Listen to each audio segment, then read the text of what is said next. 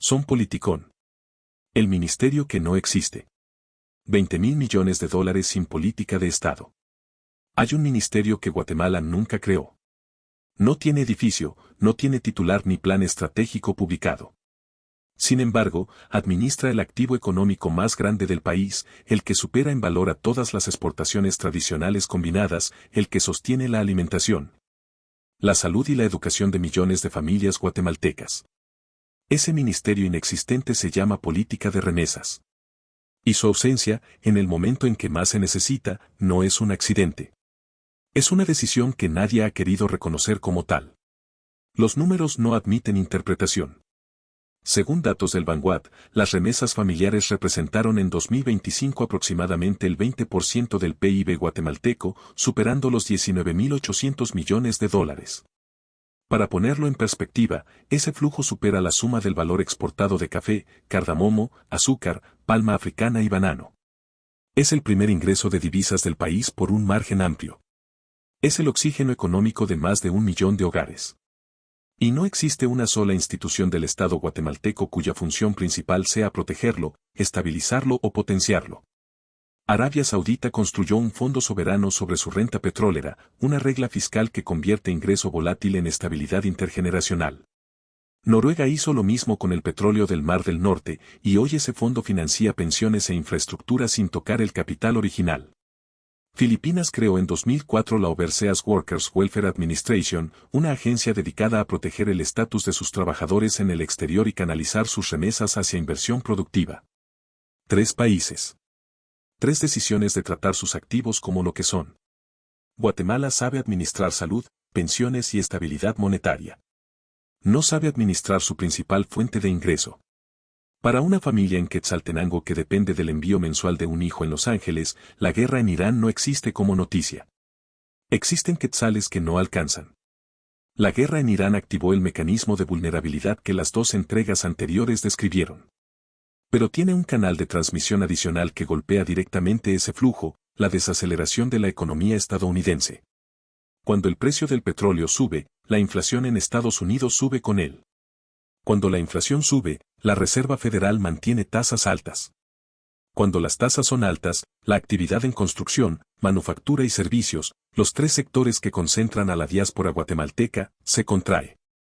El empleo hispano en esos sectores cae primero y más profundo porque es el más sensible al ciclo económico. Y cuando ese empleo cae, las remesas caen con él. La elasticidad histórica es documentable. Según datos del Vanguard, durante la recesión de 2008 a 2009 las remesas hacia Guatemala cayeron un 9.3% en un solo año. En escenarios de estrés alto asociados a recesión prolongada en Estados Unidos, los modelos de organismos multilaterales proyectan caídas de entre el 15 y el 30% del flujo anual para economías de alta dependencia remesera como Guatemala. Eso equivale a entre 3.000 y 6.000 millones de dólares que dejan de llegar en 12 meses. No como ajuste fiscal. Como ausencia en la mesa de las familias que dependen de ese envío para vivir. Ese no es un riesgo futuro. Es un proceso en curso. Y Guatemala no tiene ningún instrumento diseñado para amortiguarlo porque opera con lo que podríamos llamar soberanía delegada, administra su territorio y recauda sus impuestos. Pero su principal fuente de divisas la administran, de facto, las decisiones de empleo de Los Ángeles, Houston y Nueva York. Un país que no controla ese flujo no controla su propia estabilidad macroeconómica. La gestiona por inercia, mientras otros la deciden. Y tiene una consecuencia que la entrega anterior documentó, cuando el ingreso de las familias cae y el Estado retrocede por presión fiscal. Los territorios más dependientes de remesas son exactamente los más vulnerables a la expansión del crimen organizado. La cadena no termina en la canasta básica. Termina en quien administra el territorio cuando el Estado ya no puede sostenerlo. Conviene ser honesto sobre los límites de lo que los siguientes instrumentos pueden lograr. Ninguno elimina la dependencia estructural de las remesas respecto al ciclo económico estadounidense. Ninguno protege a Guatemala si la recesión en Estados Unidos es profunda y prolongada. Lo que sí pueden hacer es reducir la vulnerabilidad en el margen, convertir parte del flujo en activos permanentes y darle al Estado instrumentos de respuesta que hoy simplemente no tiene. Esa diferencia, entre vulnerabilidad total y vulnerabilidad parcialmente administrada, es toda la diferencia que un gobierno responsable puede ofrecer. Tres instrumentos concretos existen en otros países con alta dependencia de remesas. Guatemala no ha desarrollado ninguno. El primero son los bonos de inversión de la diáspora. Israel los usa desde hace décadas. India los ha emitido en momentos de presión de balanza de pagos. El principio es simple: permitir que los guatemaltecos en el exterior inviertan en proyectos productivos nacionales con rendimiento garantizado, convirtiendo parte del flujo de consumo en capital de inversión con efecto multiplicador. El resultado no es solo económico, genera un vínculo entre la diáspora y el desarrollo del país que ninguna campaña de imagen puede replicar. El segundo son los fondos de contrapartida comunitaria. La lógica también es directa: el Estado iguala cada dólar que la diáspora invierte en proyectos productivos en sus comunidades de origen. Por cada dólar privado, un dólar público. El resultado es infraestructura, empleo y activos locales permanentes en los municipios de mayor emigración, que son precisamente los más vulnerables al deterioro que las entregas anteriores describieron. México opera versiones de este mecanismo desde los años 90 con impacto documentado en comunidades de alta migración. El tercero son los acuerdos bilaterales de protección migratoria. Instrumentos diplomáticos que blindan el estatus de los remitentes en momentos de presión política en Estados Unidos.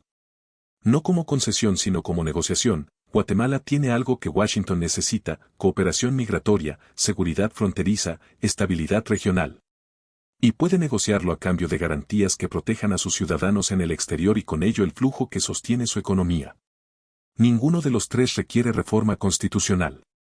Ninguno requiere presupuesto extraordinario significativo. Todos requieren lo que ha faltado sistemáticamente: una Cancillería que negocie con visión estratégica y un gobierno que trate las remesas como el activo nacional que son. La diferencia entre los dos enfoques no es semántica. Un país que trata las remesas como ingreso privado espera que lleguen, registra que llegaron y celebra que crecieron. Un país que las trata como activo estratégico las protege cuando están amenazadas, las potencia cuando hay condiciones favorables y tiene instrumentos listos para cuando el ciclo se invierte. Guatemala lleva 30 años en el primer grupo.